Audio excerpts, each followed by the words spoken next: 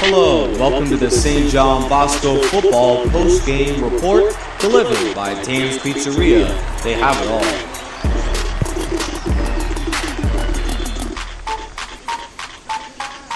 Second and 10, Rosen drops back, Rosen's pressured, throws, and he has his man. It's a wide open Jordan Harris making up for that dropped catch.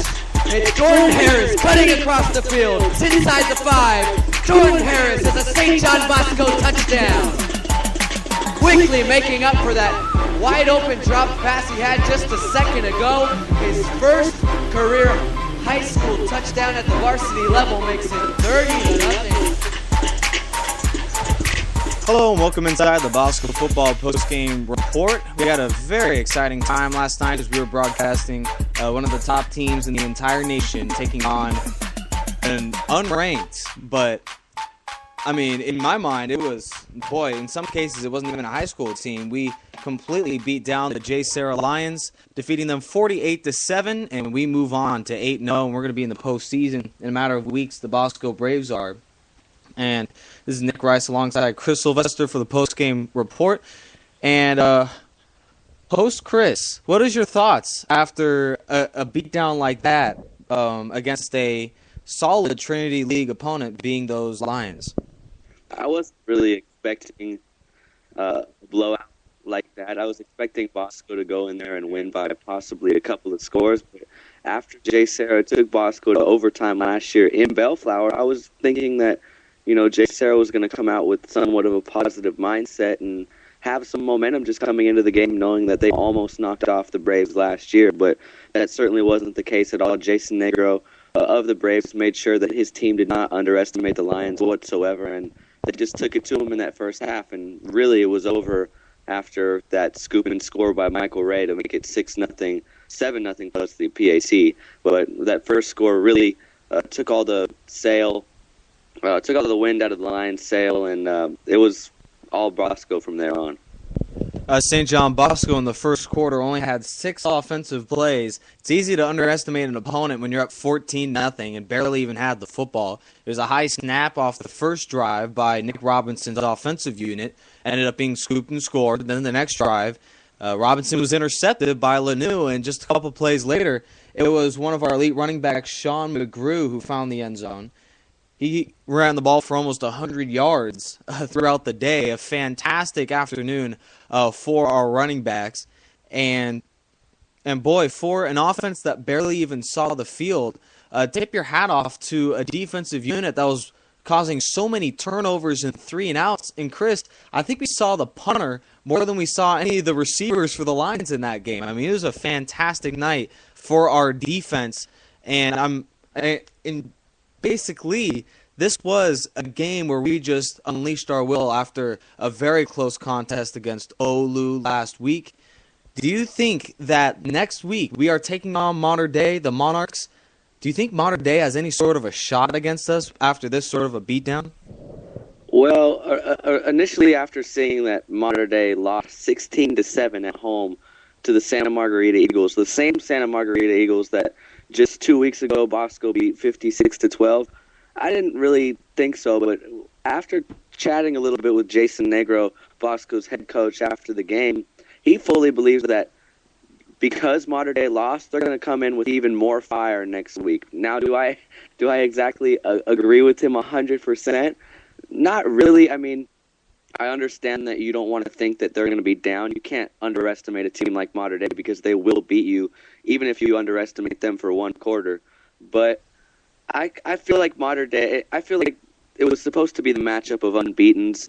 Turns out it's going to be a matchup of an unbeaten Bosco team and a Mater Dei team fresh off of a loss where they only scored 7 points and turned the ball over 4 times. So I think it'll be a good game in the start, but I think Bosco will pull away kind of like they had the last 2 years against Mater Dei. If you remember, 2 years ago, Bosco beat Mater Dei 24-3, and then last year Bosco went to Santa Ana Stadium and beat the Monarchs 28-20. So Jason Negro does bring up a good point when he says that they probably are going to come in with a little bit of extra fire. I mean, Bruce Rawlinson probably not too happy about that loss last night. Mater Dei's a fantastic head coach that we're going to see on the sidelines this coming Friday. But I really think that Bosco is unstoppable right now. I just don't see any team, even in the Trinity League, that's going to be able to knock them off. Interesting thing, if Bosco does beat Mater Dei and Servite defeats J. Sarah, which both scenarios are very possible, that last game of the season, Bosco versus Servite, could be an old matchup for the Trinity League title. Well, absolutely. We take a look at the standings here, as we could just beat a dead horse as far as Bosco completely taking the Lions to bed with him. But as we look at the standings here, after 3 weeks of the Trinity League, obviously St. John Bosco, the lone wolf at the head of the pack, 3-0 in league. But you also have Mater Dei, who does indeed take on St. John Bosco in their house, but also Servite, both of them 2-1 in league play. And for a majority of the Trinity League years, it typically is the top 3 teams that will indeed move on to the postseason. And if that is the case, then it's going to be a battle between Servite and if Olu or Santa Margarita wants to join the party. Both of them are 1-2 on the season. And as you mentioned, Servite in the last game of the year does indeed take on St. John Bosco. So it's a tough uphill battle for the 2-1 teams in the Trinity League. They have to keep winning. And boy, that's been the mantra for all of these teams, as they seem to just beat up on each other and win when it matters most. Mater Dei taking they took a huge break last week and definitely paid the price.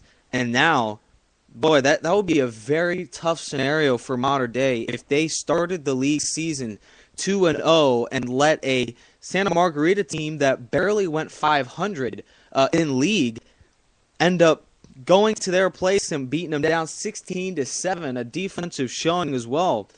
And boy, your thoughts, Chris, on this Trinity League standings now that after a few weeks is still wide open, with all but one team being J. Sarah still in the mix for these next 2 Friday nights. Well, I think, it's just a showcase of how good the Trinity League really is. I mean, outside of the Bosco J. Sarah game last night, we had a fantastic game that came down to the wire between Santa Margarita and Mater Dei. Of course, Santa Margarita coming out on top there for their first league victory of the season. But you also saw a Hail Mary for Servite last night to beat Olu 20-19. That was something we were following in our little post-game show.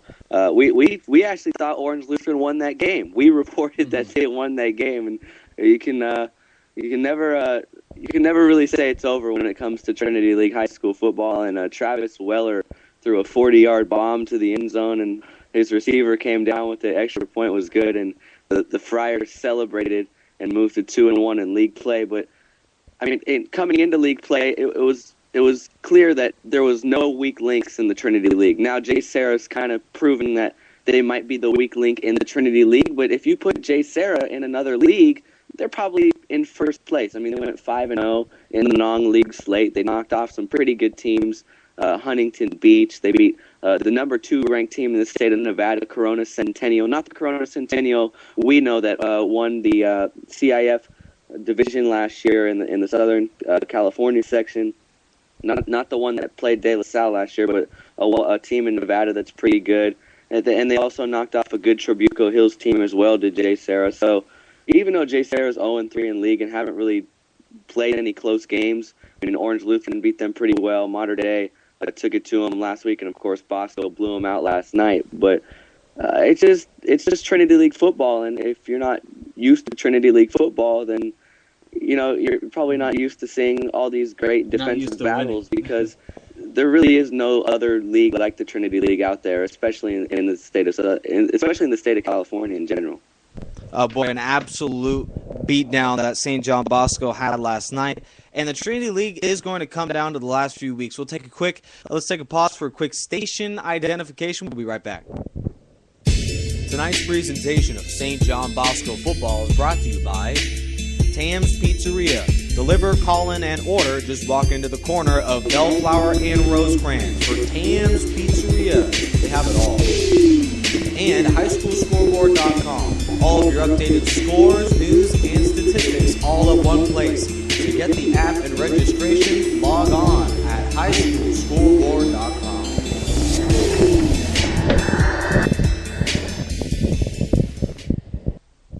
Hello and welcome back to the Bosco football post-game report as we are about set to wrap it up here.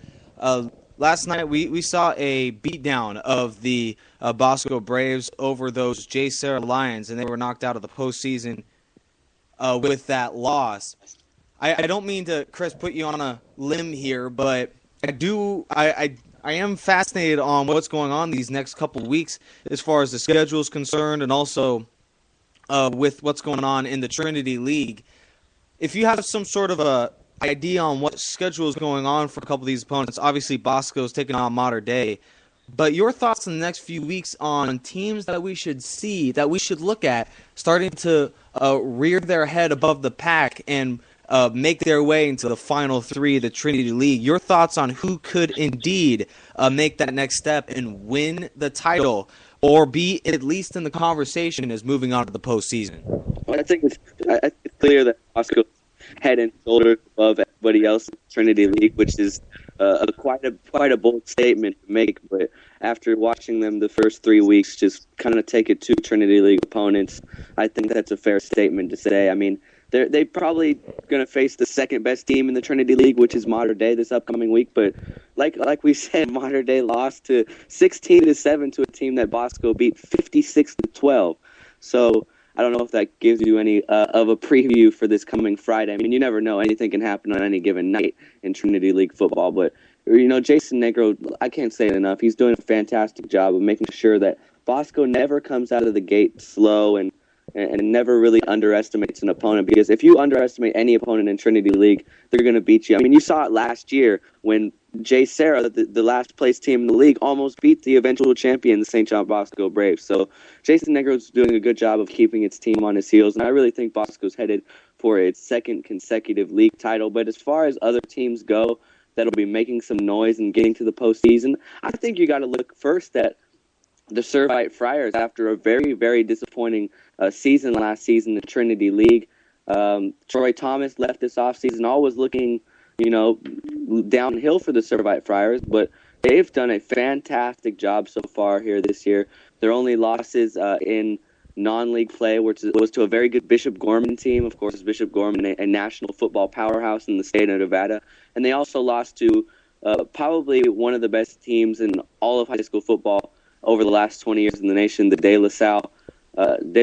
And so, Servite played against the best competition. They beat Long Beach Poly, the defending CIF Southern Section champions. They beat a very good Edison team, and they've just looked really good. I mean, they did slip up, did Servite in their first league game of the year. That's why they are 2-1. But the last 2 weeks, they beat a good Santa Margarita team, and yesterday they won on a Hail Mary against that tough triple option offense that Orange Lutheran possesses. So I think that Servite will be making a trip back to the postseason. Will they really make it too far?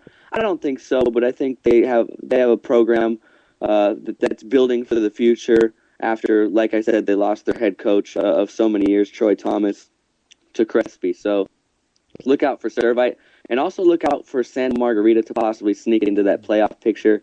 Because just think of this, Santa Margarita plays 1-2 Orange Lutheran this upcoming week, and then they play J. Sarah. If Santa Margarita can win those 2 games and Bosco can knock off Mater Dei next week, we could have a 3-way tie for the second place spot in the league. And once you get all that mathematical junk out of the way, you're going to have Mater Dei and Santa Margarita in the postseason, just because Mater Dei defeated Servite, so they'd be ahead of Servite. And Margarita and Servite beat Margarita, but Margarita beat Mater Dei. So it's just a big mess when it comes to standings like that. They might even have to do a coin flip. I don't know if we've ever had a scenario like that, but it always seems to work its way out. But we could have a very real situation where we have 3 teams at 3-2 come the end of the season. Well, you mentioned defeating Oulu, but I think that's a tougher task than most teams would bargain for. Definitely Bosco, it took over 2 quarters to finally at least take the lead and pull away from that game. Oulu, that triple option, I believe that they can indeed create some hay in this Trinity League. I mean, mind you, they are one Hail Mary from being 2-1 in league play, and they have faced the meat of their entire schedule if indeed there's any part of the schedule that isn't full of challenges here. As the next 2 weeks they take on Santa Margarita, who, mind you, only went a combined 2-3. It looks like 3-2 in non-league play. Meanwhile, Orange Lutheran has done a whole lot better, 5-0 in non-league action. And then they'll take on Mater Dei, who I believe, Chris, just got blown out by Santa Margarita at home. So definitely it's a tough task, but in my mind, this is a good part of the year where you face a couple of easy opponents, if indeed there's anything easy about the Trinity League. I just want to mind you, keep your head on Orange Lutheran, who can run the football and also play some pretty solid defense. Yeah, I mean, Orange Lutheran is just an all-around good squad. Coach Chuck Peterson in his second year there is really trying to take that program to the next level. I mean, they had a down year last year. They went 1-4 in league play, but they fought hard with every opponent they played, and same goes for this year. I mean, they defeated J. Sarah in the first league game, gave Bosco a really good contest for 2 whole quarters, which not a lot of teams have done a couple weeks ago, and then unfortunately for them, they lost on a Hail Mary to Servite last night, which must have been a heartbreaker for Coach Chuck Peterson and his squad. But, they have a lot of good players on the defensive end. Like you mentioned, they have really tall corners. One of their corners is 6'3", and absolutely just shut down Bosco's downfield passing attack when we saw the Lancers come into Bellflower 8 days ago. But you look at the defensive line. I mean, they pressured Josh Rosen. They got him down a couple times and got his jersey pretty dirty. Keyshawn Lucier South, who has more letters than a UPS. UPS man, exactly. He's just a star. He's a 5-star guy. He's only a junior, so he's going to come back next season. But he's a 6'6" defensive end, and he was beating Damian Mama on nearly every snap when Bosco took on Orange Lutheran. And not too many people beat Damian Mama, one of the more highly touted offensive linemen in the state of California and really on the West Coast in general. So I think Coach Chuck Peterson has some things to look forward to, but it's going to be tough because Orange Lutheran is yet to take on a very good Mater Dei squad, and they still have to take on Santa Margarita as well. So it'll be tough going if Orange Lutheran wants to get back to the postseason. But if there's a defense that can help that triple offense get good field position here and there, it's definitely Orange Lutheran's. Yeah, Orange Lutheran, both of their remaining 2 games are at home, Santa Margarita, and then they close out with Mater Dei. And in my mind, they've played every single game to the last play, as we saw last night, but they've played every single team as tough as nails. You can't really say that about Mater Dei, who just got blown out by Santa Margarita, taking, in my mind, an entire game off. I believe that Bosco and if Mater Dei can pull out just one more win, I think they'll be able to make it. But it's going to be a battle between Oulu and Servite. In my mind, I just don't think Santa Margarita has the firepower this year to compete with some of these top teams. Currently, they're 1-2. They basically have to win out in order to have a shot to win this division. Because going 1-1, going 2-3 in the entire league record is not going to get it done. They have to win out, and they're going to have to play some pretty tough opponents the last 2 games. I think it's going to be Bosco definitely making the playoffs. It's going to be Mater Dei, Servite, and Oulu, in my mind. 3 teams vying for 2 playoff spots. And obviously, it's going to be a very, very intriguing home stretch for the Trinity League. And before we get going here, Chris, one last thought on exactly what you expect to see in the coming weeks, other than some high-flying action and games that, like we saw yesterday, should come down right to the wire. Well, if it's prediction time, I see Bosco beating Mater Dei at home, and I see Bosco beating Servite at home and going into the playoffs, into the Pac-5 playoffs as the number 1 overall seed, which should land them a pretty easy first-round opponent, probably a lower-tier team in the Moore League who, let's just say, won't have a very fun time playing St. John Bosco in the first round of the playoffs. So, obviously, if you're Bosco, you cannot overlook Mater Dei. You cannot overlook Servite, but it's just, Bosco hasn't overlooked anybody yet, so I'm not assuming that they are going to overlook anybody and get upset, especially at home. It's going to be an absolutely electric environment next week when the Monarchs come to town, as it always is. And let's just not forget that the St. John Bosco team's only in its third year of really being a Southern California football powerhouse. Jason Negro has absolutely turned around the program since Bosco was the Jay Serra of the Trinity League. What Jay Serra is right now is what Bosco used to be just 4 or 5 years ago. It's amazing what Jason Negro's done by bringing in these 8th graders who play pretty well at the Pop Warner level and turn them into high school superstars, and bringing in transfers to get a better education per se at a college preparatory Salesian high school like St. John Bosco, as well as get more exposure to the Division I level. That's what the Trinity League just does for you. As far as other teams go, like I was saying, I think Mater Dei and Bruce Rollinson will get back to the playoffs. Despite slipping up last night against Margarita, they still have a very good squad.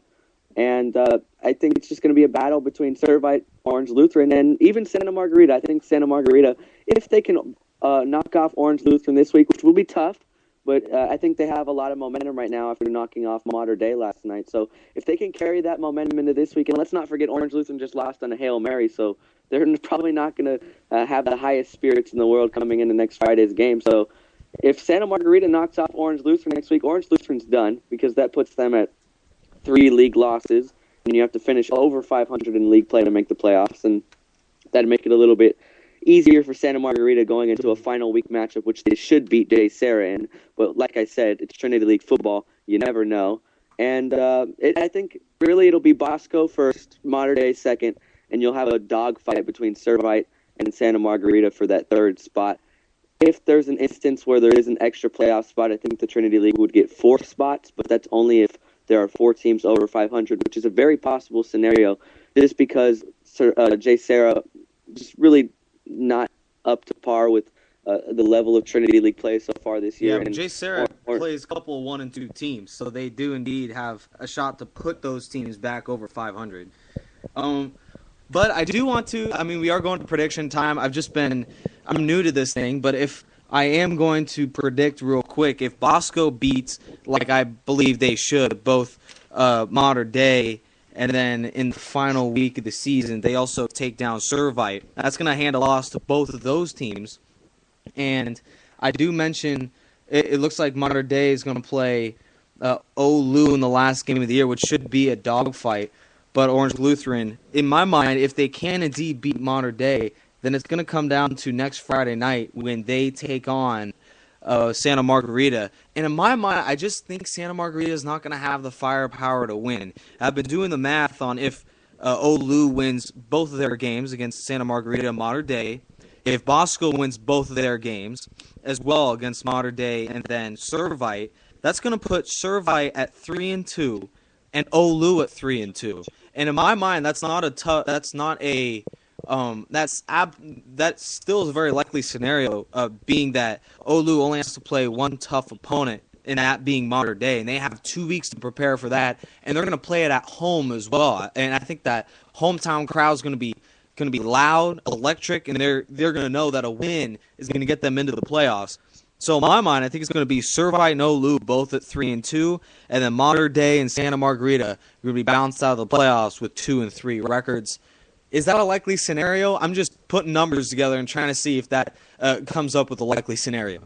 That's a very bold prediction, because I just think Mater Dei is too good not to make the playoffs, despite what happened last night. But hey, you never know. We'll see what kind of Mater Dei comes out this week at St. John Bosco. Like I've been saying all show long, Bruce Rollinson is absolutely going to have his boys ready to try to knock off the number 1 ranked team in the state of California, the Braves, at home this next week. So I just can't see Mater Dei not making the playoffs. But if Bosco blows them out this week, let's say, and Orange Lutheran can grab a win at Santa Margarita, then I think it's big time just for that Orange Lutheran Mater Dei game, because that'll put 2-2 squads.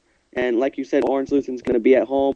Like I said, I really like Orange Lutheran's defense. Santa Margarita's defense isn't the best in the world, but they absolutely shut down Mater Dei and Chase Forrest's offensive attack last night. So I think your prediction is possible, but I think it's bold to say that Mater Dei will be left out of the playoff picture. Definitely, there's nothing but bold predictions that we have here on this show. Make sure to tune in, as it is going to be a fantastic Week 4 of Trinity action. This was the St. John Bosco football post-game report. Look for next Friday as St. John Bosco is home against Mater Dei. The Monarchs will be on the road to take on those Bosco Braves. Servite at 2-1, taking on the 0-3 J. Sarah Lions. And that'll put them at 3-1 on the season, and definitely they would have the division crown if Servite can defeat the Lions. And then it's the 1-2 Orange Lutheran Lancers taking on, at home, the Santa Margarita Eagles. Both teams at 1-2. A loss would thrust them out of the postseason picture. A whole lot of Trinity League action just getting underway after 3 weeks of league play. We have a fantastic Week 4 action coming up this Friday night. Catch Chris Sylvester, Nick Rice, and Adam Ferrister live this coming Friday as St. John Bosco takes on the Mater Dei Monarchs. This is Nick Rice for the post-game report, live with Chris Sylvester. Make sure to tune in Friday night. It's only on Spreaker.com's National Sports Radio Station.